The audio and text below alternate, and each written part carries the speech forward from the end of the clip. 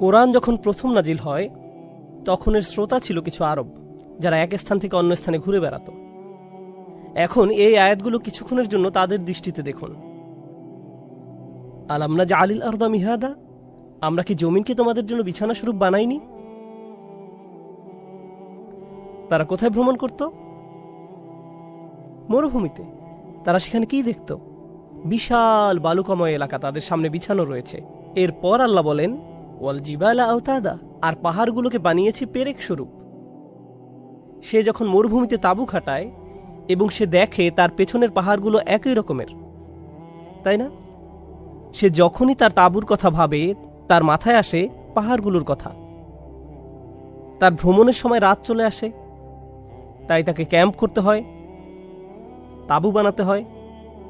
এরপর সে আর তার পরিবার সেখানে ঘুমিয়ে যায়।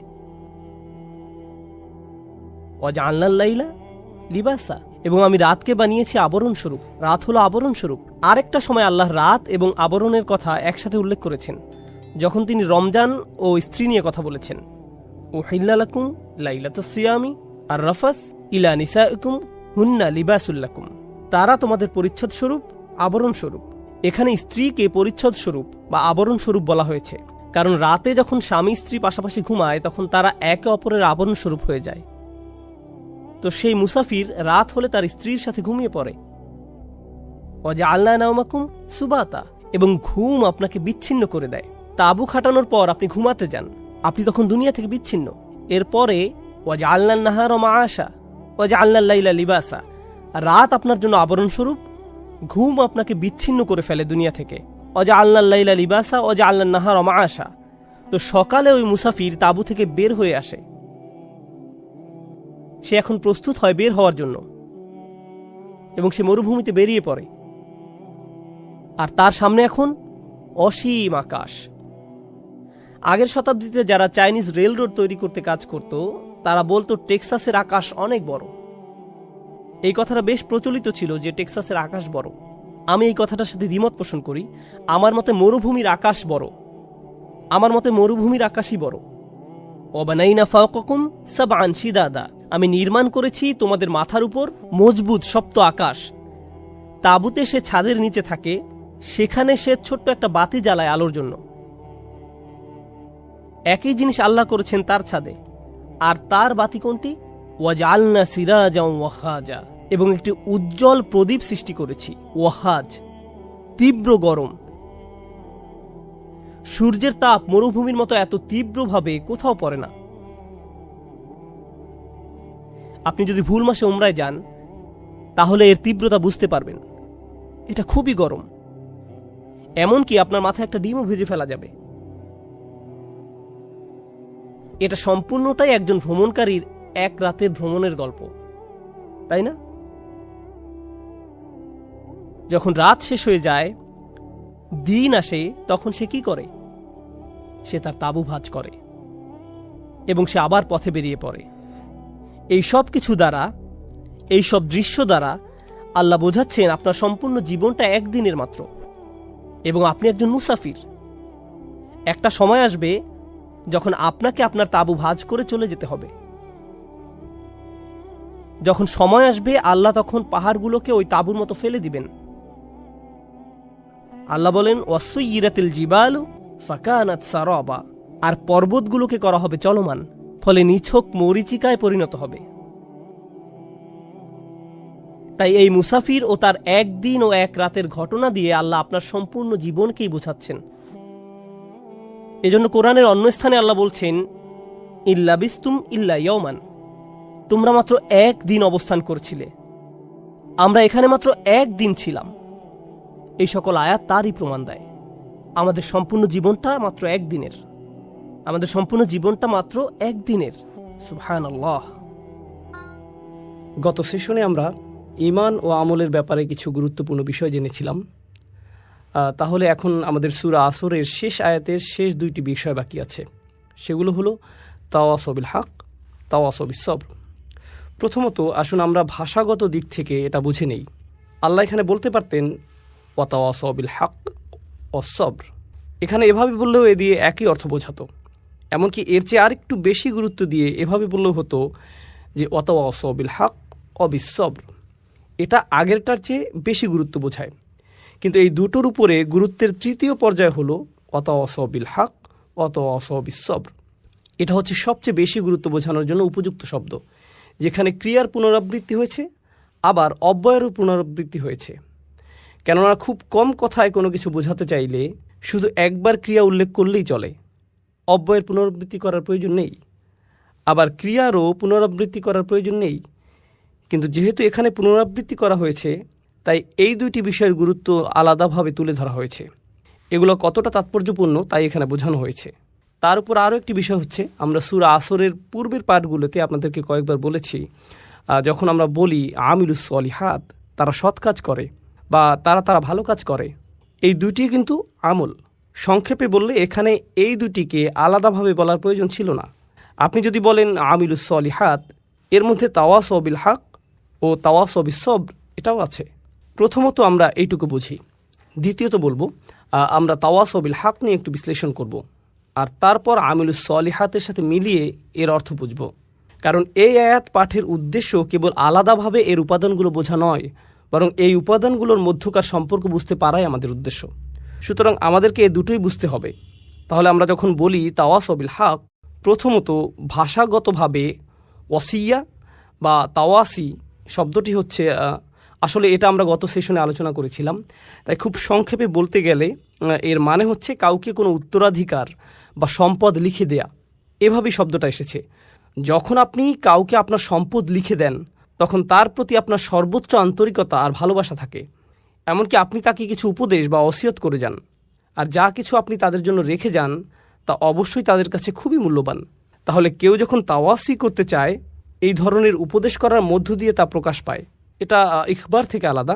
ইখবার বা ইলান কিংবা তালি, যখন আপনি কাউকে কিছু বলেন কিংবা কাউকে কিছু শিখান বা কারোর সাথে কোনো ব্যাপারে আলোচনা করেন, কাউকে কিছু বলেন, এগুলো তাওয়াসি নয়।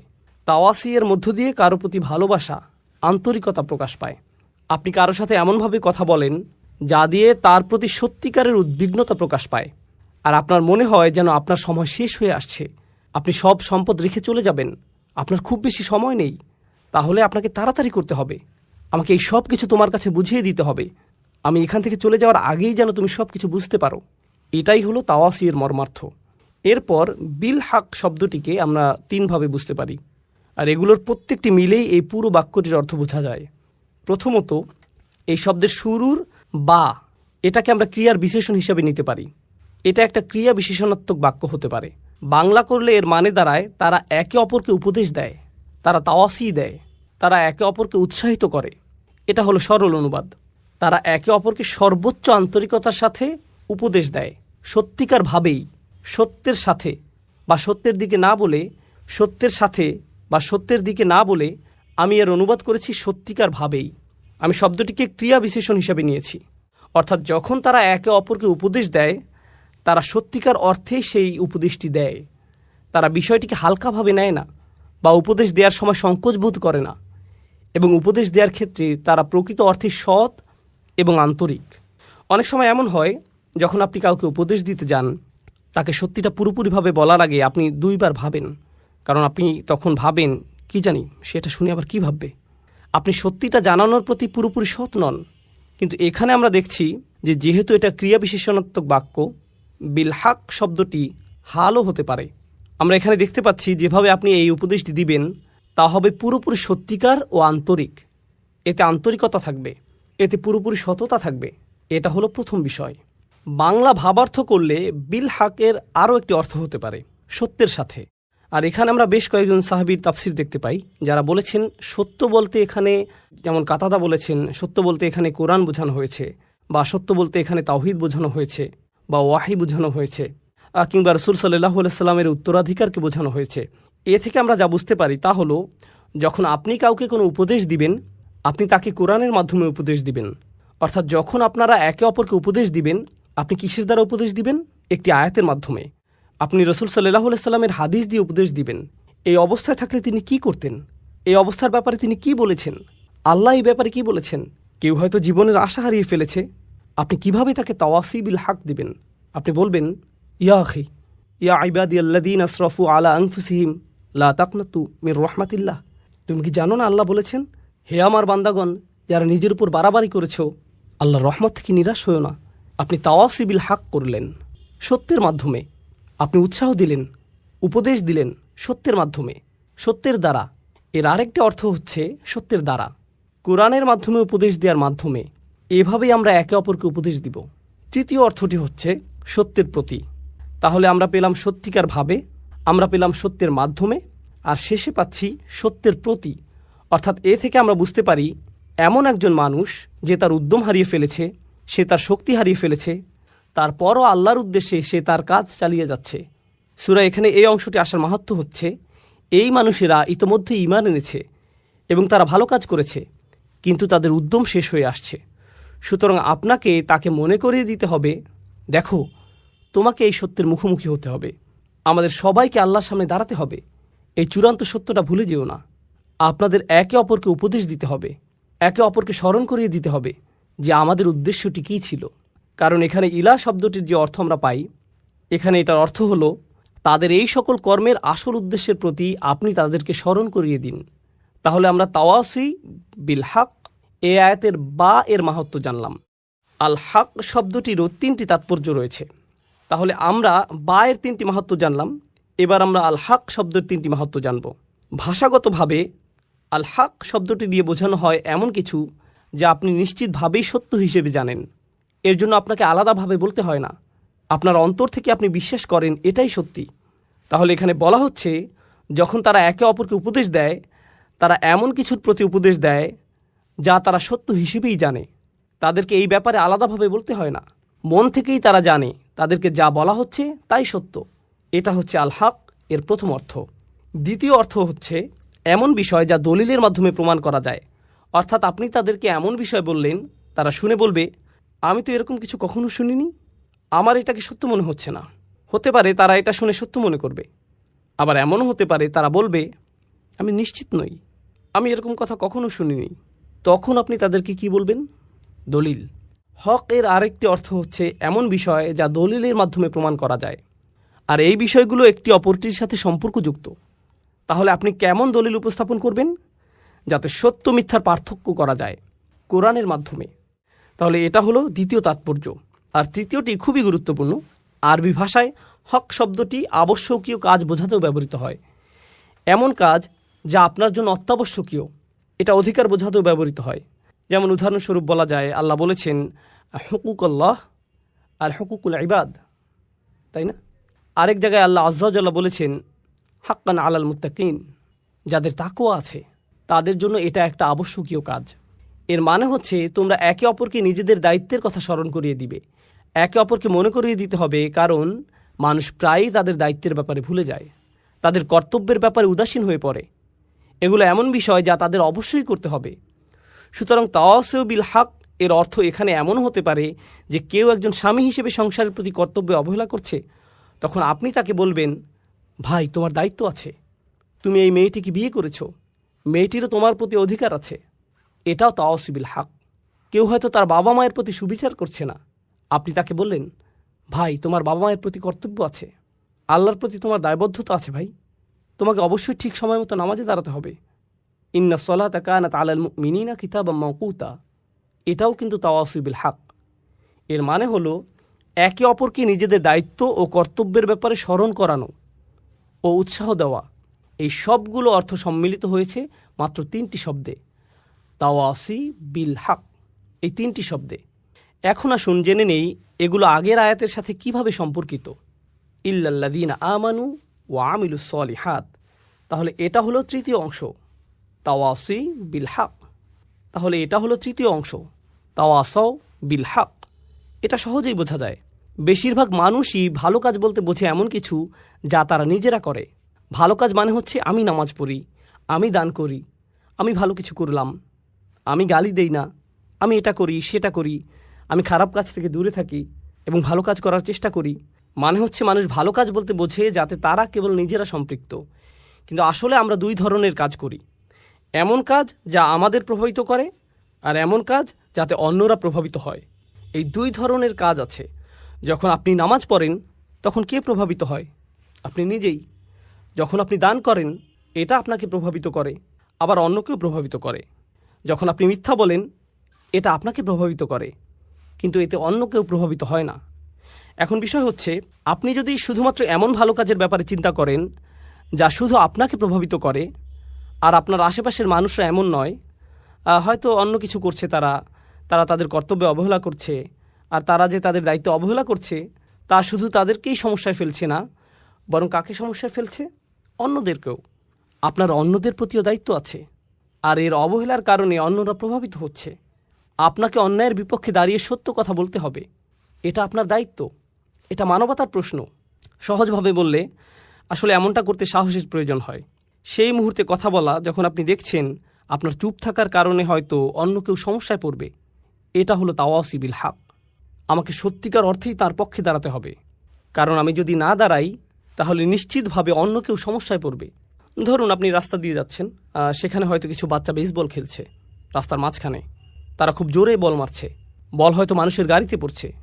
এটা কি মেনে নেওয়ার মতো ঘটনা? না। তারা অন্য মানুষের সম্পদের ক্ষতি করছে। তখন আপনার মাথায় আসলো, আমার মনে হয় এদেরকে থামতে বলা উচিত, সম্ভবত আমার কিছু একটা তাওয়াসি বিল হক করা উচিত। বুঝা গেল? এই তোমরা এখানে খেলো না। কিন্তু তখন আপনার মাথায় আসবে, আমি যদি এদেরকে খেলা থামাতে বলি এরা হয়তো আমাকে নিয়েই খেলা শুরু করবে। এরা শুধু মুখে বলেই ক্ষান্ত হবে না, আমাকে মারতেও পারে শুধুমাত্র থামতে বলার কারণে। এটা একটা খুবই ছোট উদাহরণ। বড় পরিসরে বললে, পরিবারের ভেতরে যদি এমন হয়, আপনার বাবা হয়তো কোনো ভুল করেছেন, আপনার মা, আপনার মেয়ে, আপনার বোন, আপনার স্ত্রী, পরিবারের কেউ হয়তো কোনো ভুল করেছে, তারা কোনো অন্যায় করেছে, কেউ হয়তো মোহর পরিশোধ করছে না, কিংবা সম্পত্তির সমান ভাগ করা হচ্ছে না, আর এটা আপনার সামনেই ঘটছে। আপনার ভেতরে তখন মনে হচ্ছে আমার কিছু বলা উচিত, আমার বলা উচিত যেটা ভুল। কিন্তু তখন আপনি ভাবেন এর ফলাফল কি হবে? তারা সবাই আমাকে বকা দেবে, তারা হয়তো আমাকে অহংকারী ভাববে, এমনকি আমার সাথে কথা বলা বন্ধও করে দিতে পারে। এরকম আরও অনেক কিছু হতে পারে। তাহলে বুঝতে পারছেন, যখন আপনি সত্যি কথাটা বলতে চান তখন আপনার মাথায় কি আসে? এই সব ফলাফলগুলো। কিন্তু আল্লাহ আজ্জা ওয়া জাল্লা আমাদেরকে ছাড় দিয়েছেন, তিনি আমাদেরকে সব ভয় ভীতি থেকে মুক্তি দিয়েছেন।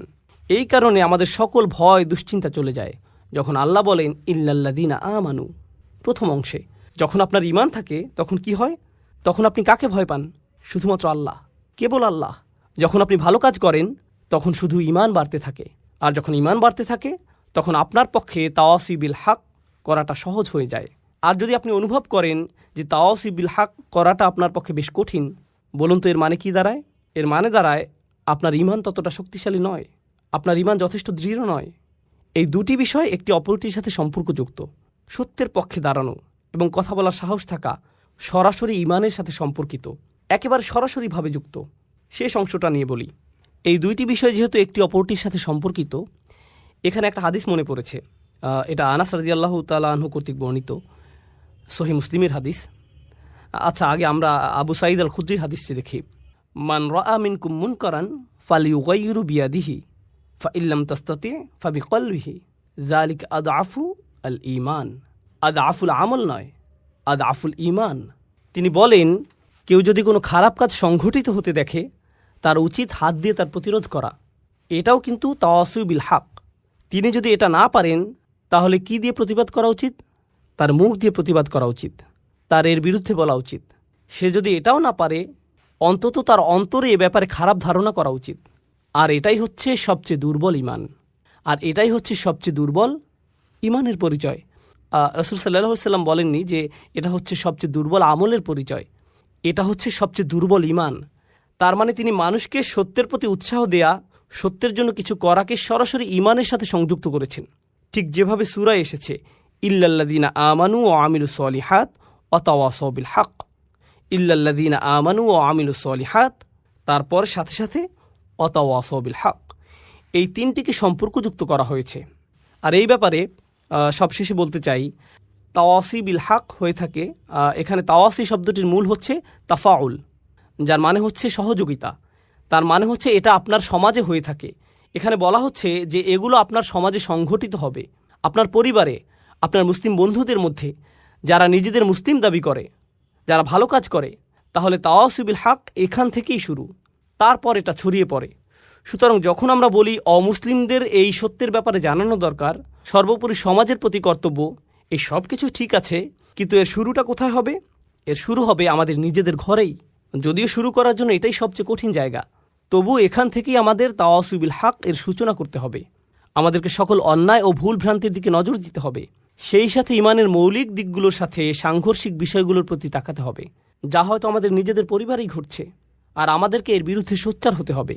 একটা চেয়ারে বসে ক্যামেরার সামনে মাইকে আপনাদেরকে এইসব বলাটা যত সহজ, নিজের পরিবারের মানুষদেরকে এসব বলা ততটাই কঠিন। সেটা অনেক অনেক অনেক বেশি কঠিন কাজ। এতে অনেক বেশি সাহসের প্রয়োজন হয়, এতে অনেক বেশি ধৈর্যেরও প্রয়োজন হয়, যা আমার পরবর্তী পয়েন্ট। আর তা হলো, যখন আপনি এগুলো করতে যাবেন তখন আপনার আবশ্যিকভাবে প্রচুর ধৈর্যের প্রয়োজন হবে। তাই আল্লাহ আজ্জা জাল্লা এই সূরা শেষ করেছেন এভাবে, তাওয়াসাও বিসসবর। সবর শব্দটির কয়েকটি অর্থ আছে। বাংলায় ধৈর্য বললে অর্থটি ঠিক পরিপূর্ণ হয় না। তাহলে আসুন প্রথমে আমরা সবরের কয়েকটি অর্থ সম্পর্কে জেনে নেই। হ্যাঁ, সবর বলতে ধৈর্যও বোঝানো হয়, কিন্তু এ দিয়ে অধ্যবসায়ও বোঝানো হয়। অধ্যবসায় মানে হচ্ছে যখন পরিস্থিতি কঠিন হয়ে যায় তখনও আপনি এর সাথে লেগে থাকেন, তখনও আপনি তা চালিয়ে যান, এটাই হলো অধ্যবসায়। এই শব্দটি দিয়ে প্রতিশ্রুতিও বোঝানো হয়, অর্থাৎ আপনি কখনো আলসেমি করেন না, আপনি ঢিলেমি করেন না, আপনি প্রতিশ্রুতিবদ্ধ। যেন আপনি কোনো চাকরি করছেন আর প্রতিদিন আপনি সময় মতো হাজির হবেন, কিংবা কোনো অ্যাসাইনমেন্টের কাজে আছেন যা সময়ের মধ্যেই জমা দিতে হবে, এটাই হচ্ছে প্রতিশ্রুতি। এটা দিয়ে ধারাবাহিকতাও বোঝায়, অর্থাৎ আপনি প্রতিশ্রুতির এদিক সেদিক করেন না, প্রতিশ্রুতি ভঙ্গ করেন না, এটা ঠিক থাকে। ইবনে তাইমিয়া রহিমাহুল্লাহ সবরের সংজ্ঞায়ন করেছেন এভাবে, তিনি বলেছেন, সুসময় বা দুঃসময় আল্লাহ তাআলার প্রতি সমান আনুগত্য ধরে রাখাই সবর। আপনি যদি আল্লাহর প্রতি আনুগত্য ধরে রাখতে পারেন, সুসময় বা দুঃসময় যাই হোক না কেন, তাহলেই আপনি সত্যিকারের সবরের চর্চা করছেন। এটাই হলো সবর। এরপর আমরা দেখতে পাই আল্লাহ এখানে বলেননি ওয়াতাওয়াসাউ বিল হক ওয়াসসাবারু। এটা খুবই গুরুত্বপূর্ণ। তারা তাদের সামর্থ্যের সবটুকু দিয়ে আন্তরিকতা ও সততার সাথে একে অপরকে সত্যের প্রতি ও তাদের দায়িত্বের ব্যাপারে উৎসাহ প্রদান করে।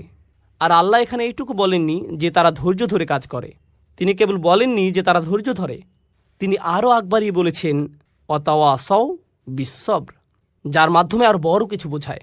তাহলে এখানে কেবল সবর করলেই হবে না, অর্থাৎ তারা কেবল ধৈর্য ধরে না, অধ্যবসায় করে না, ধারাবাহিকতা রাখে না, বরং তারা একে অপরকে ধৈর্যের ব্যাপারে বলে, অধ্যবসায়ে উৎসাহিত করে, ধারাবাহিকতা রাখতে বলে। বলুন তো এ থেকে আমরা কি শিখলাম? আপনি একা আপনার সবর ধরে রাখতে পারবেন না, আপনার উপদেশের জন্য কাউকে প্রয়োজন, যাতে সে আপনাকে সাহস যোগাতে পারে এবং বলতে পারে, ভাই তোমার সবর করা প্রয়োজন। সবর একে অপরকে সাহস যোগায়। অন্যের কাছ থেকে আপনি এই শক্তি পাবেন। একা থাকলে আপনি সাহস হারিয়ে ফেলবেন। এটা মানুষের স্বাভাবিক প্রবৃত্তি যে যখন মানুষ খারাপ পরিস্থিতির মধ্যে পড়ে, সবচেয়ে ইমানদার ব্যক্তিটিও, সবচেয়ে আমলদার ব্যক্তিটিও যে সব সময় ভালো কাজ করে, যখন কেউ তাকে অপমান করে বা কেউ তার কাজের প্রশংসা করে না এবং খারাপ কিছু ঘটে, এমনকি হতে পারে তা কোনো ইসলামিক কাজে, তখন সে হতাশ হয়ে পড়ে। এরা ভালো মানুষ, সবরের ব্যাপারে তাদের চেয়ে কে ভালো জানে? তবু আপনাকে সেই আলেম, সেই ইমাম, সেই কর্মী, সেই দায়ী, সেই শিক্ষকের কাছে যেতে হবে, গিয়ে বলতে হবে, ভাই আপনার ধৈর্য ধরা উচিত। যখন আপনি তাদেরকে এভাবে বলবেন, এতে কি তাদের উপকার হবে? হ্যাঁ, হবে। যদিও তারা এটা ইতিমধ্যেই জানে, তবু যদিও তারা সবরের ব্যাপারে ইতিমধ্যেই অনেক জানে, তবুও তারা এই তাওয়াসি এর মাধ্যমে উপকৃত হবে। তাওয়াসি বিসসবর নিজেদের মধ্যে ঘটে, আর এটাই এখানে আবশ্যকীয়। এটা তাওয়াসি বিল হক এর বিপরীত। তাওয়াসি বিসসবর তাদের জন্য যারা তাওয়াসি বিল হক থামিয়ে দিয়েছে, কারণ তারা ফলাফল দেখতে না পেয়ে হতাশ হয়ে পড়েছে। কিভাবে তারা তাদের উদ্যম ধরে রাখবে? একে অপরকে অধ্যবসায়ের ব্যাপারে তাগিদ দেওয়ার মাধ্যমে। সবচেয়ে সহজভাবে বলা হয়েছে আলাল মাসাইব, অর্থাৎ আপনাকে ধৈর্য ধরতে হবে, অধ্যবসায় চালিয়ে যেতে হবে, ধারাবাহিকতা ধরে রাখতে হবে, পরিস্থিতি যতই খারাপ হোক না কেন। অসব্রু আলামা আসাবাক, যতই বিপদ আসুক না কেন আপনাকে চেষ্টা চালিয়ে যেতেই হবে। এটা হলো একটা অর্থ। অপরটি হলো আনিল মাআসি, অর্থাৎ আপনাকে পরীক্ষা করা হবে। যারা এই দিনের জন্য কাজ করছেন, তা যেভাবেই হোক না কেন, হয়তো আপনি আপনার বাসায় দিনই পরিবেশ তৈরি করতে চাচ্ছেন, বাইরে আপনি হয়তো অমুসলিমদের দিনের দাওয়াত দিচ্ছেন, হয়তো দানের জন্য অর্থ জোগাড় করছেন, এটা যেমনই হোক না কেন আপনি ইসলামের জন্য কিছু করতে চাচ্ছেন। শয়তান কার পেছনে বেশি লাগে জানেন? যারা দিনের জন্য কাজ করে। শয়তান অন্য যে কারো চেয়ে তার পেছনে বেশি সময় ব্যয় করে, যাতে সে আল্লাহর অবাধ্য হয়। বিশেষ করে যখন সে একা থাকে, তারা বেশি ঝুঁকিতে থাকে, তাদের উপর বেশি আক্রমণ হয়ে থাকে। সুতরাং আল্লাহর অবাধ্যতা থেকে বাঁচার জন্য আপনার সবর করা উচিত। একই সাথে আল্লাহর আনুগত্যের জন্য আপনার সবর করা উচিত। অর্থাৎ আল্লাহর আনুগত্য করাও কঠিন হয়ে থাকে, কিন্তু আপনাকে অধ্যবসায় চালিয়ে যেতে হবে। আমরা কিছু ঘটনা জানি, এগুলো সত্যিকারের ঘটনা, কোনো বানানো কিছু নয়। আল্লাহ আমাদের সাথে কথা বলেছেন, তিনি আমাদের নিয়ে কথা বলেছেন, এবং তিনি ভালোভাবে জানেন আমরা কিভাবে জীবনযাপন করি। ফি হিযিক্রিকুম, তুমি নিজেই এই সম্পর্কে জানো। আমাদের মধ্যে কিছু ভাই ও বোন আছেন যারা ইসলামিক কর্মকাণ্ডে খুবই সক্রিয়, তারা অনেক ভালো কাজ করেন, কিন্তু একই সাথে তাদের কিছু খারাপ অভ্যাসও দেখা যায়। এগুলো পাপের কাজ। এটা এতই গুরুতর সমস্যায় রূপ নিয়েছে যে তারা এগুলোতে আসক্ত হয়ে পড়েছেন। তাদের সাহায্য দরকার। তাদের কি দরকার জানেন? তাদের দরকার তাওয়াসু বিসসবর। তাদের কাউকে দরকার যে তাকে অনবরত উপদেশ দেবে, বলবে শোনো, তোমাকে চেষ্টা করতে হবে, তোমাকে সংযত হতে হবে। এই 4টি উপাদান সম্পর্কে আমি সবশেষ কয়েকটি বিষয় বলতে চাই। এর প্রথম বিষয়টি হচ্ছে, এই 4টি উপাদানই অতীতকালে বর্ণিত হয়েছে। ইল্লাল্লাযীনা আমানু অতীতকাল, ও আমিলু অতীতকাল, অতাওয়াসাউ বিল হক, অতাওয়াসাউ সবগুলোই অতীতকাল। এর মাহাত্ম্য কি? যদি এভাবে বলা হতো ইল্লাল্লাযীনা ইউমিনুন ওয়া ইয়ামালুনাস সালিহাত ওয়া ইয়াতাসালুনা বিল হক ওয়া ইয়াতাসালুনা বিস-সবর, তাহলে কি পার্থক্য হতো? বর্তমানকালে বললে কি হতো? অতীতকালে বলার কারণে বোঝা যাচ্ছে এখানে এমন মানুষের কথা বলা হচ্ছে যারা মৃত্যুর আগ পর্যন্ত সারাটি জীবন এই 4টি কাজ করেছে। সুতরাং এখন আপনি তাদের জীবনটি পর্যালোচনা করে দেখতে পারেন। আপনি তাদেরকে দেখে বলবেন, হ্যাঁ, তারা তাদের জীবনকে ঈমানের দাবি অনুসারে অতিবাহিত করেছে। যখন আপনি তাদের জীবনের দিকে তাকাবেন, আপনি বলবেন তারা ভালো কাজ করেছে এবং তারা তাওয়াসু বিল হক করেছে, তাওয়াসাউ বিস-সবর করেছে। অন্যভাবে বললে এটা সেই আয়াতটি পরিপূর্ণ করেছে যেখানে বলা হচ্ছে ওয়ালা তামুতুন্না ইল্লা ওয়া আনতুম মুসলিমুন, ভুলেও মুসলিম না হয়ে মৃত্যুবরণ করো না। আপনি যখন তাদের জীবনটি দেখবেন, আপনি বলবেন না তারা আগে ভালো ছিল, পরবর্তীতে তারা বিপথে চলে গেছে, তাদের জীবনের শেষ দিনটি পর্যন্ত তারা অটুট ছিল। সুতরাং আপনি তাদেরকে দেখে অবশ্যই বলবেন তারা এই 4টি বিষয় পরিপূর্ণ করেছে। তাই এগুলোকে অতীতকাল বলার কারণ বোঝা যায় মৃত্যুর আগ পর্যন্ত তাদের গোটা জীবনটি এই 4টি কাজের সমষ্টি। এরাই সফল হয়েছে। অর্থাৎ আপনি থামতে পারবেন না। আপনি এমন একটা জায়গায় পৌঁছাবেন যখন মানুষেরা আপনার সম্পর্কে বলবে এই 4টি বিষয় আপনি পূর্ণ করেছেন। এটাই হলো দ্বিতীয় মাহাত্ম্য। এর শেষ বিষয়টি হলো, যা আমার মনে হয় সূরা আসরের এই আলোচনার অন্যতম গুরুত্বপূর্ণ বিষয়, তা হলো বায়ের কয়েকটি তাৎপর্য আপনারা জানেন। বিল হক শব্দটি নিয়ে আমরা আলোচনা করেছি। একইভাবে যখন তারা তাওয়াসু বিস-সবর করে, যখন তারা একে অপরকে উৎসাহ দেয় ধৈর্যের সাথে, তারা ধৈর্যের সাথে ধৈর্যের উপদেশ দিচ্ছে এবং তারা একে অপরকে ধৈর্যের প্রতি উৎসাহ দেয়। কেউ যদি বলে আমি তোমাকে ধৈর্যের সাথে উপদেশ দিচ্ছি আর আমি তোমাকে ধৈর্যের প্রতি উপদেশ দিচ্ছি, এই দুইয়ের মধ্যে একটা পার্থক্য আছে। এই দুইটি আসলে আলাদা বিষয়। ধৈর্য ও অধ্যাবসায়ের প্রতি, যেভাবে আমি তোমাকে উপদেশ দিচ্ছি এতেও ধৈর্যের প্রয়োজন আছে। এই উপদেশ দেওয়ার জন্য আমাকে ধৈর্য ধরতে হবে। আপনাকে তাড়াহুড়া করলে চলবে না, আপনাকে খুবই ধৈর্যশীল হতে হবে। যে আল্লাহর প্রতি অবাধ্য আচরণ করে তার প্রতি আপনাকে খুবই সহনশীল হতে হবে। আপনি তাকে পরামর্শ দিবেন, এই পরামর্শ দেওয়ার সময় আপনাকে ধৈর্যশীল আচরণ করতে হবে। আর আপনি তাকে কিসের প্রতি উৎসাহ দিচ্ছেন? ধৈর্যের ব্যাপারেই। তাহলে আপনি যেভাবে তাকে পরামর্শ দেন তাতে ধৈর্যের প্রয়োজন হয়। আবার এই ধৈর্য ধারণের প্রতি আপনি তাকে উৎসাহ দিচ্ছেন। শেষ আরেকটি বিষয় আমার মনে পড়েছে, এটা নিয়ে একটু বলি। এই 4টি বিষয় আসলে একে অপরের জন্য একটা পরীক্ষার মতো। অর্থাৎ যদি কেউ সবর হারিয়ে ফেলে, শেষ কথা হচ্ছে এই 4টি বিষয় আসলে একে অপরের জন্য একটা পরীক্ষা। অর্থাৎ যদি কেউ সবর হারিয়ে ফেলে তাহলে সে তাওয়াসু বিল হক করতে পারবে না। কেন পারবে না? কারণ যখনই সে মানুষকে সত্যের ব্যাপারে জানাতে যাবে, মানুষ এমন কথা বলবে যা সে সহ্য করতে পারবে না। আর যখন মানুষের এমন কথা সে শুনবে, পরিস্থিতি তার জন্য কঠিন হয়ে যাবে। সে বলবে আমি এটা নিতে পারছি না। যখন সে বলবে আমি এটা নিতে পারছি না, আমি সহ্য করতে পারছি না, এ থেকে তার কিসের ঘাটতি বোঝা যায়? সবরের ঘাটতি। সুতরাং যখন কেউ সত্যের প্রতি আহ্বান করে না, বুঝতে হবে সেখানে সবরের ঘাটতি আছে। আরেকটি বিষয় এ থেকে বোঝা যায়, তা হলো কেউ হয়তো ভাবতে পারে যে সে সত্যের প্রতি ডাকছে, কিন্তু এই কথায় কারো কোনো সমস্যা হচ্ছে না। সে ভাবছে যে সত্যের প্রতি ডাকছে, কিন্তু তার এই ডাকায় কারো কোনো সমস্যা নেই, কেউ তার কথায় ক্ষুব্ধ হচ্ছে না। এর মানে কি জানেন? আপনি যেহেতু সবর ছাড়াই তাওয়াসু বিল হক এর প্রতি মানুষকে ডাকতে পারেন, আপনি খুব সম্ভবত তাওয়াসু বিল হক করছেন না। কেননা এই পৃথিবীর সবচেয়ে ভদ্র ও নরম মনের মানুষেরা যখন মানুষকে সত্যের পথে ডেকেছে, তারা বিপদে পড়েছেন। এটা হচ্ছে এই কাজের আবশ্যিক ফলাফল। আল্লাহর সবচেয়ে ধৈর্যশীল রাসূলদের দিকে তাকান, নূহ আলাইহিস সালামের দিকে তাকান।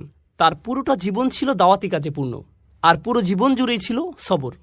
কেননা তিনি মানুষকে যা বলেছেন তা মানুষকে বাধ্য করেছে তাকে অপমান করতে, কটু কথা বলতে, তার বিরুদ্ধে দাঁড়াতে। আর এজন্য প্রয়োজন হয় সবরের। আর যখন এই দুটিরই ঘাটতি হয়, যখন আপনি মানুষকে সত্যের প্রতি ডাকছেন না, আর সেজন্য আপনার সবর করারও কোনো প্রয়োজন নেই, যখন এই শেষ দুটির ঘাটতি হয়, যখন কারো মধ্যে এই দুটি থাকে না, তা থেকে আমরা কি বুঝতে পারি কিসের ঘাটতি আছে? প্রথম দুটি শর্ত, ঈমান ও ভালো কাজ। কারণ যতক্ষণ না আপনি নিজেই ভালো কাজ করবেন, খারাপ কাজ আপনার চোখে পড়বে না। যদি আপনি নিজে ভালো কাজের সাথে যুক্ত না হন, আপনি বুঝতে পারবেন না খারাপ কাজ করলে সমস্যাটা কী। কিন্তু যখন আপনি নিজের পরিবর্তন করবেন, আপনি হয়তো পার্টি করতেন, তারপর আপনি আল্লাহর কাছে ভালোভাবে তওবা করে তার আনুগত্য করতে শুরু করলেন। যখন আপনি আল্লাহর আনুগত্য করেন আর অন্যরা পার্টি করে, এতে আপনি বিরক্ত হন, তাদের জন্য আপনার খারাপ লাগে। আগে এতে আপনার কিছু মনে করতেন না, কিন্তু এখন আপনার মনে হচ্ছে তারা কিভাবে এটা করছে, আমার তাদেরকে থামানো উচিত, আমি নিজেই ভুল করেছি, আমি চাই না তারাও একই ভুল করুক। এটা আপনাকে কষ্ট দেয়। কিন্তু এটা যদি আপনাকে কষ্ট না দেয়, আপনার যদি কখনো মনে না হয় যে আপনার তাদেরকে থামানো উচিত, তার মানে হলো আপনি ভালো কাজের প্রতি প্রতিশ্রুতিশীল নন। আর আপনার যদি ভালো কাজের ব্যাপারে প্রতিশ্রুতি না থাকে, তার মানে আপনার কি নেই? ঈমান। তাহলে এই সবগুলো বিষয় হচ্ছে লাজিম ও মালজুম। এগুলো একটি অপরটির আবশ্যিক ফলাফল এবং একটি আরেকটির সাথে ওতপ্রোতভাবে জড়িত। আমি অন্য সূরাগুলোর চাইতে এই সূরাটিতে অনেক বেশি সময় নিয়েছি। আমরা সূরা নাবা থেকে শুরু করেছিলাম, তখন একটি সেশনে একটি সূরা শেষ করেছি, কিন্তু এটা সূরা আসরের চতুর্থ সেশন। আলহামদুলিল্লাহ, অবশেষে আমরা এটা শেষ করতে পেরেছি। কেন জানেন? কারণ আমার মনে হয়েছে এটা সবচেয়ে ছোট সূরা। এটা এমন একটি সূরা যা মুখস্থ করা খুবই সহজ। আমাদের বেশিরভাগই এটা আত্মস্থ করে ফেলেছে, কিন্তু এটা সবচেয়ে ভারী সূরা। এই সূরার ওজন সবচেয়ে বেশি। আপনি আপনার জীবনকে কিভাবে দেখেন তা এই সূরাটি পুরোপুরিভাবে পরিবর্তন করে দেবে। আপনি কিভাবে আপনার পরিবারের সাথে আচরণ করেন, আপনার দৈনন্দিন জীবন, যা আপনি অর্জন করেছেন, যা এখনও অর্জন করতে পারেননি, তার চেয়েও বড় কথা সফলতা এবং ব্যর্থতা বলতে আপনি কি বোঝেন, এই সূরাটি এই সব কিছুর প্রতি আপনার মনোভাব পরিবর্তন করে দেবে। ডক্টর ফাদেল সালেহ আস-সামেরাই বলেছেন, কোন সূরা শুরু কোনো না কোনোভাবে এর শেষ অংশের সাথে সম্পর্কিত। কোন সূরার শুরুর অংশ তার শেষের অংশের সাথে যুক্ত? এই সূরার শুরু কী ছিল? একটি আয়াত, ওয়াল আসর, যা দিয়ে বোঝা যায় যে আপনার সময় শেষ হয়ে আসছে। আর শেষ আয়াতটি হলো 4টি উপাদান নিয়ে, যা আমরা গত 2 সেশন ধরে আলোচনা করছি। তাহলে এই দুইটি অংশ একটি অপরটির সাথে কিভাবে যুক্ত? ঈমান, ভালো কাজ, তাওয়াসিউ বিল হক, তাওয়াসিউ বিস সবর। এর ব্যাপারে সচেতন হওয়ার জন্য আপনার সময় শেষ হয়ে আসছে। আপনি সময় থাকতে সব কিছু ঠিক করে নিন। আপনার নিজের জন্য এটা খুব জরুরি একটা বিষয়। ইন্নাল ইনসানা লাফি খুসর, এটা কে? আপনি ধরে নিন, ইন্নান নাফসি, আমার নিজের জন্য। আমি নিজেই ক্ষতির মধ্যে আছি, আমি বিপদের মধ্যে আছি। আল্লাহ তাআলা আমাদেরকে তাদের অন্তর্ভুক্ত করুন যারা সূরা আসরের 4টি শর্তকে পূর্ণাঙ্গভাবে পালন করতে পেরেছে। আল্লাহুম্মা জাআলনা মিনাল্লাযিনা আমানু ওয়া আমিলুস সলিহাত ওয়া তাওয়াসাউ বিল হক ওয়া তাওয়াসাউ বিস সবর। বারাকাল্লাহু লি ওয়া লাকুম ফিল কুরআনিল হাকীম ওয়া নাফা'নি ওয়া ইয়্যাকুম বিল আয়াতি ওয়াজ যিকরিল হাকীম। আজকের খুতবার উদ্দেশ্য হচ্ছে আপনাদের সাথে সূরা হাদীদের একটি আয়াত শেয়ার করা।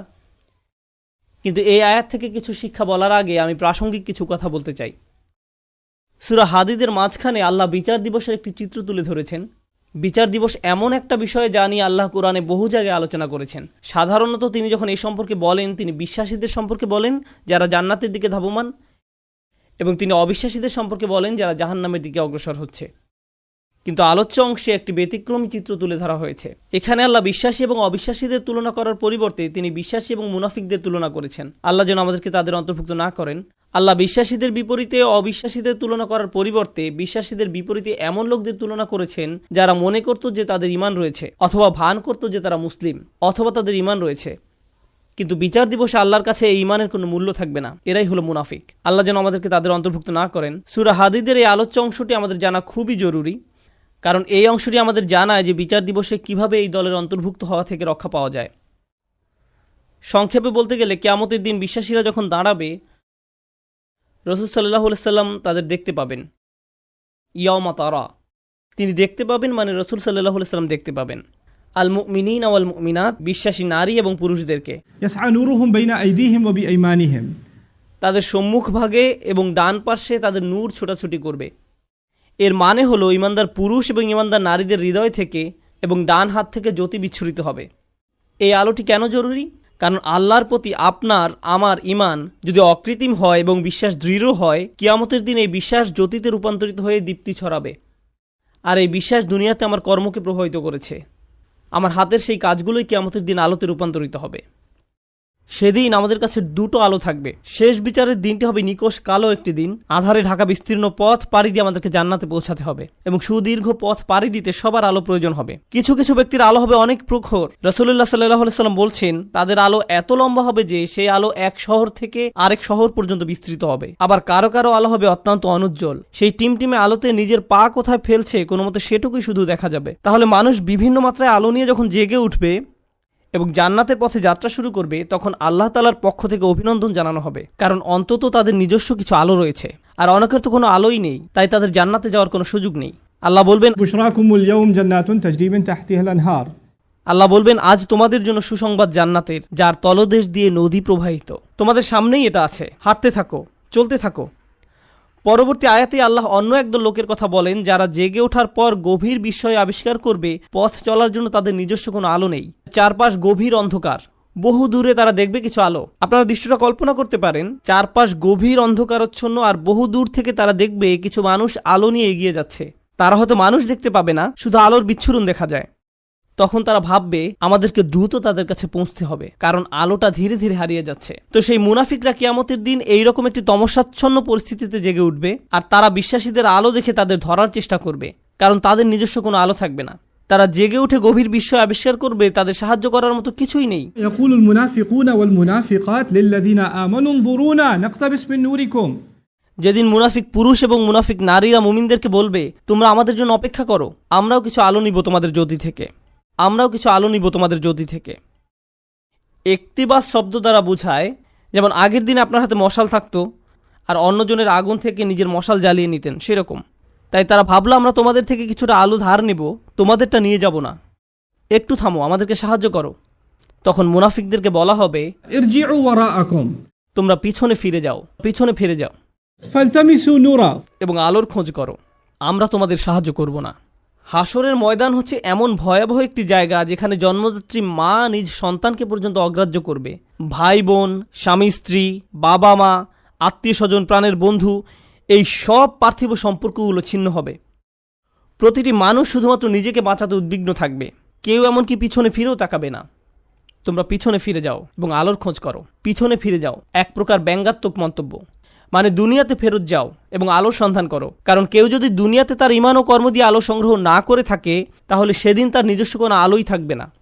فالتمسوا نورا আলো সংগ্রহ করার একমাত্র জায়গা হলো এই দুনিয়া। তারপরেও মুনাফিকরা মুসলমানদেরকে ধরার চেষ্টা করবে। এভাবে যখন তারা বিশ্বাসীদের নিকটবর্তী হবে, فضرب بينهم بسور له باب ঠিক এমন একটি মুহূর্তে দুই দলের মাঝে একটি বৃহৎ প্রকাণ্ড দেয়াল নেমে আসবে, যার একটি দরজা থাকবে। এই দরজা সম্পর্কে আমরা অন্য সময় আলোচনা করব। আল্লাহ বলেন, অতঃপর উভয় দলের মাঝখানে খাড়া করা হবে একটা প্রাচীর, ফলে এখন তারা ধরার চেষ্টা করলেও পারবে না। দেয়ালটি খাড়া হওয়ার পর আল্লাহ বলেন, দেয়ালের অন্য পাশে যে পাঁচটা মুনাফিকরা দেখতে পাবে না, সেখানে থাকবে আল্লাহর করুণা, দয়া এবং মমতা, আর অপর দিকে থাকবে কঠোর শাস্তি এবং অন্ধকার, কঠোর শাস্তি এবং অন্ধকার। তাহলে এখন শুধু অন্ধকারই নয়, রয়েছে বিশাল এক দেয়াল, ফলে তাদের পালানোর আর কোনো জায়গা নেই। আর পেছনে দেখতে পাবে শাস্তি তাদেরকে আচ্ছন্ন করার জন্য এগিয়ে আসছে। তখন এই মুনাফিকরা, আল্লাহ আমাদের তাদের অন্তর্ভুক্ত না করুন, মুনাফিকরা মরিয়া হয়ে বলবে, ألم نكن معكم আমরা কি তোমাদের সাথে ছিলাম না? লক্ষ্য করুন, মুনাফিকরা অপর পাশে থাকা মুমিনদেরকে ডাকছে। স্পষ্টতই দরজা এই পাশ থেকে খোলা যায় না। আরে দরজাটা খোলো না, আমরা তো তোমাদের সাথেই থাকতাম। এভাবে মরিয়া হয়ে ডাকা হবে। সামনে অগ্রসর হওয়ার পূর্বে এটা বোঝা গুরুত্বপূর্ণ। এই কারণেই আমি আজকের খুতবার জন্য এই আয়াতটি পছন্দ করেছি। এই বাক্যটার কারণে, আলাম নাকুম মাকুম, আমরা কি তোমাদের সাথে ছিলাম না? ব্যাপারটা হলো, এই লোকগুলো যারা দেয়ালের ভয়ঙ্কর পাশে থেকে গেছে, যারা মরিয়া হয়ে আছে, যাদের নিজস্ব কোনো আলো নেই, তারা ভাবতো তারাও মুমিনদের অন্তর্ভুক্ত। তারা এটা নিয়ে খুবই আত্মবিশ্বাসী ছিল, এত আত্মবিশ্বাসী ছিল যে তারা কিয়ামতের দিনও সেই কথা বলছে, আমরা তোমাদের সাথে নামাজ পড়তাম, তোমাদের সাথে ব্যবসা করতাম, বন্ধু ছিলাম, আত্মীয়তার সম্পর্ক ছিল, চাচাতো মামাতো ভাই বোন ছিলাম, আমরা তো একই কলেজে ভার্সিটিতে গিয়েছি, কেন আজ আমরা বিচ্ছিন্ন? কেন এই সম্পর্ক ছেদ ঘটছে আজকে? এখন অপর পাশে অবস্থিত মুমিনরা নিজেদেরকে নিরাপদ মনে করছে। দেয়াল স্থাপিত হওয়ার কারণে এই পাশের মুনাফিকরা চরম আতঙ্কগ্রস্ত হয়ে পড়ল। অন্যদিকে অপর পাশে অবস্থিত মুমিনরা নিজেদেরকে অনেক বেশি নিরাপদ মনে করছে। তাদের আর কোনো তাড়াহুড়ার প্রয়োজন নেই, কারণ এখন সম্পূর্ণ নিরাপদ। এখন তারা সময় নিয়ে মুনাফিকদের উত্তর দিচ্ছে, এই কারণে তোমরা আজ আমাদের সাথে নেই, তোমরা আজ আমাদের সাথে নেই। জান্নাতি লোকেরা সর্বপ্রথম তাদেরকে বলেছিল, পেছনে ফিরে গিয়ে আলোর তালাশ করো, فالتمسوا نورا পেছনে ফিরে গিয়ে আলোর তালাশ করো, স্পষ্টতই তোমাদের আলো নেই। আবার মুনাফিকরা সম্পূর্ণ হতবাক, আমাদেরও তো তোমাদের মতো আলো পাওয়ার কথা ছিল। এখন জান্নাতি মানুষরা মুনাফিকদের ব্যাপারে বর্ণনা করবে, এই লোকগুলোর তো আলো ছিল, তাদের বিশ্বাস ছিল, এই লোকগুলোর তো আলো ছিল, কিভাবে তারা এটা হারালো, কিভাবে তারা কিয়ামতের দিন সম্পূর্ণ দেউলিয়া হয়ে পড়ল। এই আয়াতটি বিশেষভাবে নিগুড় একটি আয়াত। এই আয়াতে বর্ণিত হয়েছে কিভাবে একজন মুমিন ক্রমে ক্রমে ঈমান হারায়, কিভাবে একজন মানুষ ঈমানের মতো মহামূল্যবান জিনিস পাওয়ার পরেও পরিশেষে তা হারিয়ে ফেলে। রাতারাতি কোনো ব্যক্তির ঈমান ধ্বংস হয়ে যায় না, একদিন সকালে ঘুম থেকে উঠে কোনো ঈমানদার ব্যক্তি মুনাফিক হয়ে যায় না। এটা একটা পর্যায়ক্রমিক প্রক্রিয়া। এই প্রক্রিয়াটি এই নিরন্তর বাণীতে প্রকাশিত হয়েছে, বালা, অবশ্যই তোমরা আমাদের সাথে ছিলে, ওয়ালাকিন্নাকুম ফাতানতুম আনফুসাকুম। আমি প্রথমে সহজ অনুবাদ বলছি, পরে ব্যাখ্যা করব। ওয়ালাকিন্নাকুম ফাতানতুম আনফুসাকুম। 1 নম্বর, তোমরা নিজেরাই নিজেদের বিপদগ্রস্ত করেছ। আরবিতে ফাতানা শব্দটির অর্থ হচ্ছে কোনো কিছুতে পরীক্ষাতে ফেলা। স্বর্ণ গলিয়ে তার খাদ ফেলে দিয়ে ধীরে ধীরে বিশুদ্ধ করার প্রক্রিয়াটিকেও ফাতানা বলা হয়। স্বর্ণ নিখাত করার প্রক্রিয়াটি কিন্তু সহজ নয়, বরং এটি একটি যন্ত্রণাদায়ক দহন প্রক্রিয়া। ফাতানতুম আনফুসাকুম, এর অনেকগুলো ব্যাখ্যা আছে, তবে আজকের খুতবার জন্য একটা বিষয়কে হাইলাইট করব। তুমি নিজেকে বারংবার জেনে বুঝে এমন পরিস্থিতিতে ফেলেছ যেখানে তোমার ঈমান পদে পদে কঠিন পরীক্ষার সম্মুখীন হবে। এখানে জিনিসটা বোঝার চেষ্টা করুন, ঈমানের জন্য ক্ষতিকর হবে জেনেও আপনি বারবার নিজেকে এমন পরিবেশের সম্মুখীন করেছেন এবং নিজেকে বুঝিয়েছেন আমি এটা সামলে নিতে পারবো।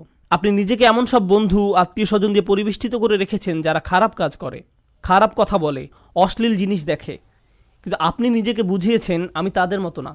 আপনি বারবার ওই সব পরিবেশে যেতেন, আপনি এমন সব আড্ডায়, জায়গায়, পরিস্থিতিতে দিনের পর দিন, মাসের পর মাস, বছরের পর বছর মিশেছেন। আপনি নিজেকে প্রবোধ দিয়েছেন এইসব আমার উপরে কোনো প্রভাব ফেলবে না, সবাইকে প্রভাবিত করলেও আমাকে করবে না। এমনিতেই তারা ঈমান হারা হয়ে যায়নি। ঈমান ধ্বংসের প্রথম ধাপটি হচ্ছে অসৎসঙ্গ। তারা নিজেদেরকে সন্দেহজনক পরিস্থিতিতে ফেলে রাখত, আর তারা ভাবত এতে তাদের উপর কোনো প্রভাবই ফেলবে না। আমি একটি হালকা উদাহরণ দিব, আশা করি পয়েন্টটা আপনারা বুঝতে পারবেন। বাসায় যখন অনেক তেল মশলা দিয়ে রান্না করেন, তখন সারা বাড়িতে সেই গন্ধে ভরে যায়। আপনি বাসার ভেতর থেকে সেই গন্ধ বুঝতে পারবেন না, কিন্তু যখন বাইরে থেকে একজন বাসায় প্রবেশ করে, বিশেষত কোনো আরব যদি আসে, সে ভাবে যে কোনো দূষিত পরিবেশে এসে পড়েছে। কয়েক ঘন্টা পার হওয়ার পর সে অভ্যস্ত হয়ে যায়, শুধু অক্সিজেন মনে হয়। ঠিক একইভাবে আপনি প্রথমে খারাপ কোনো পরিবেশে গমন করলে সাথে সাথে বুঝতে পারেন এটা ঠিক নয়, আমি খারাপ হয়ে যাব, আমার এখানে থাকা উচিত নয়। আপনার অন্তর অস্বস্তি অনুভব করে। কিন্তু আপনি যদি বারবার এই পরিবেশে যেতে থাকেন, তখন কি হবে? আপনি আর খারাপ বোধ করবেন না। কেউ যদি জীবনে প্রথমবার কোনো ধূমপায়ীর পাশে বসে, তখন সিগারেটের গন্ধে সে কাশতে থাকবে, চোখ দিয়ে পানি আসবে, ফ্রেশ বাতাসের জন্য ছটফট করবে এবং সে দ্রুত সেই জায়গা ছেড়ে চলে যেতে চাইবে। বছরখানেক পর এটাই তাদের অক্সিজেনে পরিণত হয়। সিগারেট ছাড়া তারা নিঃশ্বাসও নিতে পারে না। তাহলে প্রথম সমস্যা হলো আপনি নিজেকে অসৎ পরিবেশে ফেলে রাখেন। ফাতানতুম আনফুসাকুম। দ্বিতীয় সমস্যাটি ছিল ওয়াতারাব্বাসতুম। তোমরা প্রতীক্ষা করেছো, দীর্ঘসূত্রিতা করেছো। এখানে দীর্ঘসূত্রিতা বলতে কি বোঝানো হচ্ছে? আপনি বুঝতে পেরেছিলেন যে এটা খারাপ, আপনার নিজের বিবেকের মাধ্যমে আপনি বুঝতে পেরেছিলেন যে আমার নিজেকে পরিবর্তন করা উচিত, কিন্তু নিজেকে বুঝিয়েছেন ইনশাআল্লাহ আমি খুব দ্রুত নিজেকে পরিবর্তন করব, আমি জানি নিজেকে পাল্টাতে হবে, আমি জানি এটা খারাপ, শুধু এই সপ্তাহ পরেই আমি সম্পূর্ণ ভিন্ন মানুষে পরিণত হব। বেশি না, আর একটা সেমিস্টার 2 মাস ওই বকে যাওয়া বন্ধুদের সাথে থাকবো, তারপর আমি অন্য কোর্স নিব। এখন ওদেরকে রাগানো ঠিক হবে না। আমি জানি এটা খারাপ, শুধু এই 1 মাস আমি এসব করব।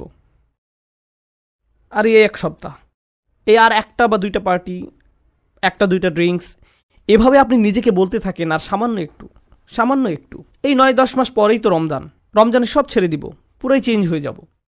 আমার প্ল্যান আছে হজে যাওয়ার। হজ থেকে আসার পর দেখবেন আমি কেমন ভালো মানুষে পরিণত হই। এভাবে আপনি নিজেকে বলতে থাকেন, আর সামান্য একটু। কিন্তু সে পর্যন্ত আমার জন্য দোয়া করতে থাকুন। ওয়াতারাব্বাসতুম। এই মুহূর্ত থেকে নিজেকে পরিবর্তন করতে চান না। আপনি নিজেকে শুধু খারাপ পরিবেশে ফেলেই রাখছেন না, এখনও নিজেকে পরিবর্তনের জন্য কোনো পদক্ষেপ নিতেও প্রস্তুত নন। মনে হচ্ছে আপনার কাছ থেকে অনেক বেশি কিছু চাওয়া হচ্ছে। যেভাবে আছেন সেভাবেই থাকতে চান, আরও কিছু খারাপ উপভোগ করতে চান। এটাই ওয়াতারাব্বাসতুম। আপনি ধারণা করে আছেন, আপনার প্রথম ধারণা ছিল আমি খারাপ পরিবেশে থাকলেও এটা আমার উপর কোনো প্রভাব ফেলতে পারবে না, আমার উপর কোনো প্রভাব ফেলতে পারবে না।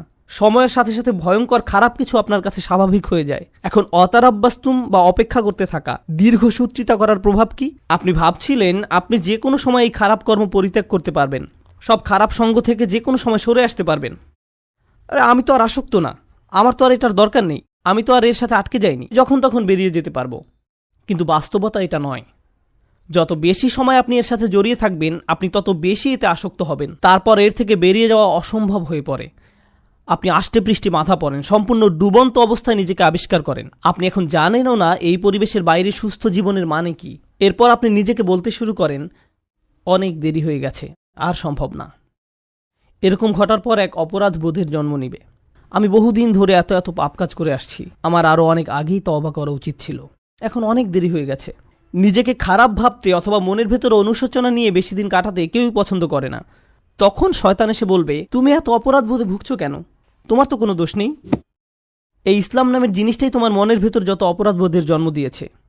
এই ইসলাম বলছে এটা হারাম, ওটা গুনাহ, এভাবে কথা বলবে না, ওটা খেও না, অমুকটা দেখো না, ওখানে যেও না। এই ইসলাম তোমাকে নিজের সম্পর্কে খারাপ ধারণা দিচ্ছে। আচ্ছা, এই ইসলাম যে এত কঠিন সব নিয়মকানুন মেনে চলতে বলছে, এটা সত্য কিনা তুমি কি নিশ্চিত? শয়তানের ওয়াসওয়াসা শুনে বিভ্রান্ত ব্যক্তি ভাবতে থাকে, আমি আসলে কেন ইসলামে বিশ্বাস করি? মনে হয় যেন ইসলাম চায় না আমি আনন্দে থাকি। আমি শুধু আমার জীবন উপভোগ করতে চাই, আমি সুখী হতে চাই, আমি স্বাধীনভাবে বন্ধুবান্ধবের সাথে মৌজমাস্তি করতে চাই, জীবনকে সর্বোচ্চ উপভোগ করতে চাই। আমি তো এমনিতেই কোরআনের সত্যতা সম্পর্কে নিশ্চিত নই। আল্লাহ বলে কেউ আছে কিনা এই ব্যাপারেও আমার সন্দেহ আছে। এই কোরআন হাদিস কতটা নির্ভরযোগ্য? আমাদের আশেপাশে এরকম বিভ্রান্ত অবস্থায় অনেক আব্দুল্লাহ, জয়নব, আলী, ফাতিমা, আব্দুল করিম, আহমদ, রুকাইয়া তরুণ তরুণীর আমরা দেখতে পাই। তারা খুব নির্ভীকভাবে বলে, ইসলাম নিয়ে আমার মনে অনেক সন্দেহ আছে। আর এই মানুষগুলো এমন নয় যে তাদের দর্শন শাস্ত্রে পিএইচডি রয়েছে বা ইসলামের ইতিহাসে ব্যাপক জ্ঞান রয়েছে, কিংবা এসব বিষয়ে বহুদিনের অধ্যয়নের ফলে তাদের মনে ধীরে ধীরে সংশয়ের জন্ম নিয়েছে। আসল ব্যাপার তা নয়। এরা নিজেদের জন্য জেনে বুঝে খারাপ সঙ্গ এবং অসৎ পরিবেশ বেছে নিয়েছিল। আমি এমন শত শত মানুষের সাথে কথা বলেছি, তারা আক্ষরিক অর্থে এই আয়াতের ভিতরে জীবনযাপন করছে। তোমরা নিজেরাই নিজেদেরকে বিপদগ্রস্ত করেছ, প্রতীক্ষা করেছ, সন্দেহ পোষণ করেছ এবং অলিক আশার পেছনে বিভ্রান্ত হয়েছ। অবশেষে আল্লাহর আদেশ এসে পৌঁছেছে। তারপর এক সময় তারা ধর্ম নিয়ে সন্দেহ পোষণ করতে থাকে, কিন্তু তাদের এই সন্দেহের সাথে যুক্তি বা বুদ্ধির কোনো সম্পর্ক নেই। ওয়ারতাবতুম, সন্দেহ পোষণ করেছে। জানেন সন্দেহ কি করে?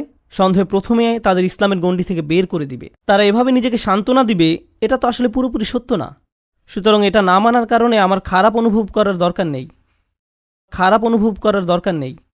যখন তাদের মনে সন্দেহ দানা বাঁধতে থাকে এবং সময়ের সাথে সাথে সেই দানা দেয়ালে পরিণত হয়, তখন তারা এই দেয়ালের আড়ালে নিজেকে লুকাবে এবং নানা প্রকারের অনৈতিক কাজের বৈধতা দেবে। একবার যখন তারা এই পর্যায়ে এসে উপনীত হবে, তখন দুটো জিনিস তাদের কাছ থেকে তুলে নেওয়া হবে। জান্নাতের আকাঙ্ক্ষা কেড়ে নেওয়া হবে, আল্লাহর সন্তুষ্টি লাভের আকাঙ্ক্ষা কেড়ে নেওয়া হবে। অন্তরে সেই বিশেষ নূর ধারণ, স্পৃহা, এইসব কিছু চাওয়ার বাসনা হারাবে। তাদের এই দুনিয়াতেই সেটা নেই। যে লোক আল্লাহর নিকট থেকে সেই সফলতা পেতে চায়, আল্লাহ তাদেরকে এই দুনিয়াতেই তা দিবেন, কিন্তু সেই আকাঙ্ক্ষা তো এখন আর অবশিষ্ট নেই। তাদের এই সম্পর্কে সন্দেহ রয়েছে। 2 নাম্বার, জাহান্নামের ভয় হারাবে। এই দুইটা জিনিস তারা হারাবে, আল্লাহর সন্তুষ্টি লাভের প্রত্যাশা এবং জাহান্নামের আতঙ্ক। এই ব্যক্তির কাছে এখন কিয়ামত বা বিচার দিবসের কোনো মূল্য নেই। কেউ তার সামনে জান্নাত, জাহান্নাম, শেষ বিচারের কথা বললে এটা তার কাছে তামাশা মনে হয়, এবং এমনকি এইসব নিয়ে হাসি ঠাট্টা করবে। যখন কারো অন্তর থেকে আখিরাতের প্রাপ্তির আশা হারিয়ে যায় এবং জাহান্নামের শাস্তির ভয় মন থেকে দূর হয়ে যায়, তখন কি হয় জানেন? তখন তার কাছে শুধু একটা জিনিসই গুরুত্ব পায়, দুনিয়া। মনে প্রাণে পুরোপুরি দুনিয়ামুখী হয়ে যায়। যেহেতু পরকাল বলে কিছু নেই, তাই এই দুনিয়াতেই যা কিছু করার পাবার জন্য মরিয়া হয়ে যেতে হবে। অর্থ, বিত্ত, সাফল্য, সম্পদ, জনপ্রিয়তা, বিনোদন, মৌজ মাস্তি, সব ধরনের ম্যাটেরিয়াল থিং যে কোনোভাবে যে কোনো পথে অর্জন করাটাই মুখ্য ব্যাপার হয়ে দাঁড়াবে। সে ভাববে দুনিয়া দিয়ে এইসব প্রাপ্তির ভিতরে রয়েছে সব আনন্দ এবং চূড়ান্ত মানসিক তৃপ্তি, মৌজ মাস্তি, সব ধরনের ম্যাটেরিয়াল থিং। তাই পরবর্তী ধাপটা হচ্ছে অগররাতকুমুল আমানিয়্যু, অলিক আশার পেছনে বিভ্রান্ত হয়েছে। সে মিথ্যা আশার পেছনে ছুটেছে এবং মনে করেছে পার্থিব অর্জন তাকে সুখী করবে। সে তার সম্পূর্ণ জীবন শুধু এই লক্ষ্যেই ব্যয় করেছে। সে মনে করেছিল এই সব কিছু তাকে তার লক্ষ্যে পৌঁছে দেবে। কারোর জন্য সেটা হয় পরবর্তী কোনো মুভি, কারোর জন্য কোনো খেলনা, কারোর জন্য নেক্সট স্মার্টফোন। যেমন কোনো স্টার ওয়ার মুভি বের হলে টিকিটের লাইনে হজের ভিসার লাইনের চেয়েও লম্বা লাইন হয়, কারণ তাকে এখনই এটা দেখতে হবে, এখনই এটা দেখতে হবে। যদি এখন না দেখা হয় জীবন তো তাহলে পুরাই ব্যর্থ। এখনই এটা দেখতে হবে। যদি মুক্তি পাওয়ার রাতে না দেখা হয় জীবনের তো তাহলে কোনো মূল্যই থাকে না। তাই এখনই দেখতে হবে। এরপর সে ভেবেছিল এই মুভি দেখলে তা হয়তো তাকে এক ধরনের মানসিক পরিপূর্ণতা দিবে, যা সে কোথাও পায়নি। হল থেকে বের হয়ে এসে চোখ বড় বড় করে বলে, এটা দারুণ ছিল। পরক্ষণে আবার বিষণ্ণ হয়ে যাবে। নিজেকে প্রশ্ন করবে, এখন কি করব? আবার দেখব মুভিটা? এটা দারুণ ছিল। প্রথমবারের মতো অতটা ভালো না লাগলেও মোটামুটি ভালো লাগবে, কারণ যে জিনিসটা তাদের প্রকৃত শান্তি দেওয়ার কথা, আল্লাহর সন্তুষ্টির অন্বেষণ, সেটা তো আর জীবনের লক্ষ্য নয়। সেই ইচ্ছাটাও আর অবশিষ্ট নেই। অগররাতকুমুল আমানি হাত্তা জা আমরুল্লাহ, অবশেষে আল্লাহর আদেশ এসে পৌঁছেছে। বিশ্বাসীদের মতে এটাই ছিল তার জীবন। মুমিনরা বলবে এটাই তার জীবন, যারা তাদের ঈমান হারিয়ে ফেলেছিল, যেটা শুরু হয়েছিল আপাত দৃষ্টিতে একটা ছোট পদক্ষেপ থেকে, অসৎসঙ্গ, এবং সেখান থেকে এটা একটা অটোমেটিক ডাউনওয়ার্ড স্পাইরাল সিঁড়ি, শুধুই নিচের দিকে নেমে যাওয়া। তারপর তার মনে সন্দেহ দানা বাঁধতে শুরু করে। এরপর সে তার গোটা জীবন শুধু কামনা বাসনা চরিতার্থ করে এবং দুনিয়াবী অর্জনের পিছনে ব্যয় করে। অগররকুম বিল্লাহিল গরুর। তারপর আল্লাহ বলেন চূড়ান্ত প্রতারক। এখানে গরুর শব্দটি মুবালাগা। চূড়ান্ত প্রতারক যে সফলভাবে তোমাদের প্রতারিত করে। সেদিন ঈমানদাররা দেয়ালের অপর পাশের মুনাফিকদের এটাই বলবে। এটা একটা ভয়ানক দৃশ্য যা কোরআনে বর্ণিত হয়েছে। দেয়ালের এক পাশে দাঁড়িয়ে মুনাফিকরা ভাবছে কেন আমাদের অপর পাশে যেতে দেয়া হচ্ছে না, কেন তারা দেয়ালের ওই পারে আটকে গেছে। তখন দেয়ালের অপর পাশ থেকে বিশ্বাসী সাথীরা ধাপে ধাপে ধাপে বর্ণনা করবে কেন তারা দেয়ালের ওই পারে আটকে গেছে।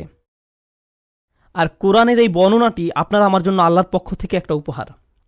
এটা একটা উপহার যে কিয়ামতের দিবসে সেই ভয়াবহ চিত্রটি এখানে তুলে ধরা হয়েছে। আমার এখন জানাই উত্তম, কারণ সেদিন আমি এই পরিস্থিতিতে পড়তে চাই না।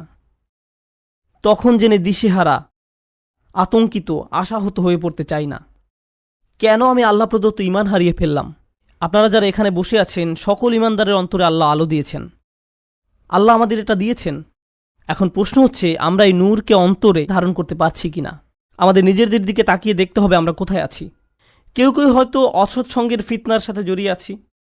হতে পারে আপনি মাত্র প্রথম ধাপে আছেন আর ভাবছেন যাক না আরও কিছুদিন। হয়তো এটা এমনও হতে পারে আপনি এখন শেষ ধাপে আছেন। তাই শুধু দুনিয়াবী জিনিসের মাঝেই আপনি চূড়ান্ত সাফল্য এবং মানসিক প্রশান্তি খুঁজে বেড়ান। এই আলো ছাড়া আমাদের যা কিছু অর্জন অথবা উপার্জন, শেষ বিচারের দিনে এই সব কিছু হবে মূল্যহীন। শেষ বিচারের দিনে এই সব কিছু হবে মূল্যহীন। তাই এই অনুচ্ছেদে আল্লাহ তাআলা এটাকে প্রথমে আলো হিসাবে বর্ণনা করেছেন। বিচার দিবসে এই আলোরই একমাত্র মূল্য থাকবে। তাই এই অনুচ্ছেদের প্রথমে আল্লাহ তাআলা এটাকে আলো হিসাবে বর্ণনা করেছেন। বিচার দিবসে এই আলোরই একমাত্র মূল্য থাকবে। কুরআনের আরেকটি সূরায় যেমন বলা হয়েছে ইল্লামান আতাল্লাহা বিকলবিন সালিম, যে সুস্থ অন্তর নিয়ে তার রবের কাছে আসবে, যে অন্তর তাদের সম্মুখে আলোর দ্যুতি ছড়াবে। এই দুনিয়াতে আপনার আমার আর বাকি যা কিছু আছে সবই অর্থহীন। শেষ বিচারের দিনে আল্লাহর সামনে এর সবই গুরুত্বহীন। কিছুদিনের জন্য আমরা এইসব উপভোগ করতে পারি, কিন্তু যদি এর ফাঁদে আটকে যাই এবং আমাদের অন্তরের সব জায়গা দখল করে নেয়, অন্তরে আর কোনো জায়গা বাকি থাকবে না। আর তাই এর পরের আয়াতে আল্লাহ তাআলা বলছেন ফালিয়াউমা লা ইউখাযু মিনকুম ফিদিয়াতুন ওয়ালা মিনাল্লাযীনা কাফারু মাওয়াকুমুন নার হিয়া মাওলাকুম ওয়া বিইসাল মাসির। আজকে তোমাদের কাছ থেকে কোনো মুক্তিপণ, কোনো ক্ষতিপূরণ গ্রহণ করা হবে না। কোনো কিছু বন্ধক দেওয়ার চেষ্টা করো না। আজকে ওই দরজাগুলোতে তোমাদের প্রবেশাধিকার নিষিদ্ধ। কোনো ধরনের জরিমানা বা মুক্তিপণ দিয়ে দরজাগুলোর ওই পাশে যাওয়ার কোনো সুযোগ নেই। তোমাদের থেকে নয়, কাফেরদের থেকেও নয়। এই আয়াতের ভীতিকর দিক হলো লা ইউখাযু মিনকুম ফিদিয়াতুন ওয়ালা মিনাল্লাযীনা কাফারু। আজকে তোমাদের এবং কাফেরদের একই পরিণতি। আপনি এবং কাফেররা আজ একই দলে পড়ে গেছেন। আমি তোমাদের নিকট থেকে কোনো মুক্তিপণ গ্রহণ করব না, কাফেরদের থেকেও নয়। তোমাদের সবার আবাসস্থল জাহান্নাম। কতই না নিকৃষ্ট এই প্রত্যাবর্তন স্থল। শেষ বিচারের দিবসের এই পূর্ণ চিত্রটি তুলে ধরার পর আল্লাহ সুবহানাহু ওয়া তাআলা এভাবে উপসংহার টানেন। আমিও এই আয়াত দিয়ে আজকের আলোচনা সমাপ্তি টানব এবং নিজেদের বারবার মনে করিয়ে দিব যে সেই নিম্নমুখী পথটি অনুসরণ করা যাবে না, এবং আমাদের অন্তরে যেটুকু ক্ষুদ্র আলো এখনো পর্যন্ত বর্তমান আছে তা কিভাবে দিন দিন আরও শক্তিশালী করব। আল্লাহ নিজেই বলেন, আলাম ইয়ানিল্লাযীনা আমানু আন তাখশা কুলুবুহুম লিযিকরিল্লাহ, অর্থাৎ যারা মুমিন তাদের জন্য কি আল্লাহর স্মরণে এবং যে সত্য অবতীর্ণ হয়েছে তার কারণে হৃদয় বিগলিত হওয়ার সময় আসেনি? সত্যিকার অর্থে আল্লাহকে স্মরণ করলে অন্তর নরম হবে। আপনার অন্তর যত বেশি আল্লাহকে স্মরণ করবে, কারণ আল্লাহ নূরুস সামাওয়াতি ওয়াল আরদ, আল্লাহ নবমণ্ডল এবং ভূমণ্ডলের নূর। আল্লাহকে আমরা যত বেশি স্মরণ করব তত বেশি আমাদের অন্তরে নূর ধারণ করতে পারবো। তাই তিনি বলছেন আল্লাহকে স্মরণ করো। এরপর তিনি বলেন কিভাবে তুমি আল্লাহকে স্মরণ করবে। আরবিতে এটাকে আতফে বায়ান বলা হয়। ওমা নাযালা মিনাল হক, যে সত্য অবতীর্ণ হয়েছে তার কারণে হৃদয় বিগলিত হওয়া উচিত। ওহির কারণে, কোরআনের কারণে। কোরআন নিয়ে গভীর চিন্তা করুন, কোরআনের মাধ্যমে আল্লাহকে স্মরণ করুন। যখন কোরআনের আয়াত তেলাওয়াত করবেন তখন কান্নাকাটি করুন। আল্লাহ যে উপহারটি আপনাকে দান করেছেন আপনার জীবনে তার অর্থ কি তা নিয়ে চিন্তা করুন। কোরআনে শুধু আল্লাহকে জ্যোতি হিসাবে উল্লেখ করা হয়নি, কোরআনকেও জ্যোতি হিসাবে উল্লেখ করা হয়েছে। ফাআমিনু বিল্লাহি ওয়া রাসূলিহি ওয়া নূরিল্লাযী আনজালনা। কোরআনে শুধু আল্লাহকে জ্যোতি হিসাবে উল্লেখ করা হয়নি, কোরআনকেও জ্যোতি হিসাবে উল্লেখ করা হয়েছে। সরাসরি কোরআনকে নূর বা জ্যোতি বলা হয়েছে। অতএব তোমরা আল্লাহ, তাঁর রসুল এবং অবতীর্ণ নূরের প্রতি বিশ্বাস স্থাপন করো। আপনার নিজের ব্যক্তিগত উন্নতির জন্য কোরআনের সাথে যে সময় ব্যয় করেন, যখন আমরা বসে কোরআন পড়ব, গভীরভাবে ভাবব যে আমাদের প্রভু আমাদের কি বলছেন, তাহলে এই অনুশীলন আমাদের হৃদয়কে আলোকিত করে তুলবে। আর আমাদের জীবনে এই আলোর চেয়ে দামি কোনো সম্পদের অস্তিত্ব নেই। আমরা এখন এর মূল্য বুঝতে পারছি না, কিন্তু সেদিন এর মূল্য বোঝা যাবে যেদিন আমাদের চারপাশ গহীন অন্ধকারে নিমজ্জিত থাকবে। আমাদের বক্ষ এবং ডান হাত থেকে নির্গত আলো ছাড়া আর কোনো আলো থাকবে না, কোনো আলো থাকবে না। ولا يكونوا كالذين أوتوا الكتاب من قبل فطال عليهم الأمد فقست قلوبهم وكثير منهم فاسقون। তারা তাদের মতো যেন না হয় যাদেরকে পূর্বে কিতাব দেয়া হয়েছিল, তাদের উপর সুদীর্ঘকাল অতিক্রান্ত হয়েছে, তাদের অন্তঃকরণ কঠিন হয়ে গেছে। তাদের নিকট কিতাব ছিল কিন্তু তারা এর কোনো মূল্য দেয়নি। এটা সম্ভব যে কোনো জাতির নিকট আল্লাহর কিতাব থাকতে পারে। আমাদের পূর্বে বিভিন্ন জাতির নিকট কিতাব ছিল, তাওরাত ছিল, ইনজিল ছিল, তাদের নিকট অনেক কিতাব ছিল, তারা সেটা থেকে কোনো উপকার গ্রহণ করেনি। লাম ইয়ান্তাফিউ মিনহা, তারা ওই বইগুলো থেকে কোনো উপকার নেয়নি। ওই কিতাবগুলো দিয়ে তাদের অন্তর আলোকিত করার কোনো চেষ্টা করেনি। হয়তো তারা ভুল উদ্দেশ্যে ওই বইগুলো ব্যবহার করেছিল, হতে পারে আনুষ্ঠানিকতা পালনের উদ্দেশ্য করেছিল, হয়তো তারা মাঝে মধ্যে শুধু তিলাওয়াত করে আনন্দ নিত। আল্লাহর কিতাবকে তারা এমন বিষয়ে পরিণত করেছিল। কোরআনও আজ আমাদের নিকটে এমন হয়ে গেছে, শুধু বিয়ে শাদী অনুষ্ঠানে এটা তেলাওয়াত করি। আমাদের অন্তর বিগলিত করার জন্য আজ আমরা কোরআন অধ্যয়ন করি না। এটা ইতিহাসের এক নির্মম ট্র্যাজেডি যে মানুষ আল্লাহর কিতাব থেকে উপকৃত হয় না, অথচ যা এসেছিল মানুষের অন্তরকে কোমল করে কিয়ামতের দিন আল্লাহর সামনে দণ্ডায়মান হওয়ার জন্য প্রস্তুত করতে। আর তাই এটা এখন আপনার আমার দায়িত্ব। এজন্যই বলা হয়েছে ওয়ালা ইয়াকুনু কাল্লাযীনা উতুল কিতাবা মিন ক্বাবল ফাতালা আলাইহিমুল আমাদ ফাকাসাত কুলুবুহুম। তাদের অন্তঃকরণ কঠিন হয়ে গেছে। যখন তাদের অন্তর কঠিন হয়ে পড়ে তখন সেখানে কোনো আলো ঢুকতে পারে না। কিয়ামতের দিন সে অন্তর আপনার কোনো উপকার করবে না। ওয়া কাসীরুম মিনহুম ফাসিকুন, তাদের অধিকাংশই পাপাচারী। আল্লাহ আজ্জা ওয়া জাল্লা এই কয়েকটি আয়াতে একজন বিশ্বাসীর জীবনের অন্যতম গুরুত্বপূর্ণ একটি চিত্র তুলে ধরেছেন। আজকে আমি আপনি যে ঈমান ধারণ করি সেটা ধ্রুব নয়।